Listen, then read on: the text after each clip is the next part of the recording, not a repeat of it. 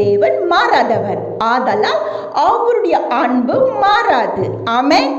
எபேசியர் 5:2 கிறிஸ்து ஆமென் நமக்காக தம்மை தேவனுக்கு சுகந்த வாசனையாகவும் காணிக்கையாகவும் பலியாகவும் ஒப்பு கொடுத்து நம்மில் அன்பு கூர்ந்ததை போல நீங்களும் அன்பிலே நடந்து கொள்ளுங்கள். ஆமென்.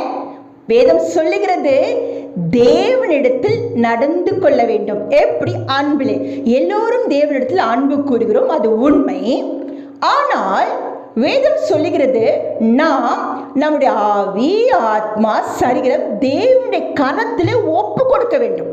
எல்லோருக்கும் அன்பு உண்டு, ஆனால் ஒப்பு கொடுக்கப்பட்ட அன்பு யாரிடத்தில் காணப்படவில்லை என்று சொல்கிறார். எல்லா அன்பு கூறுறீங்க, ஆனா கமிட்மெண்ட் இல்லை. என்கிட்ட கமிட்மெண்டா வரமாட்டிருக்கீங்க. ஏன்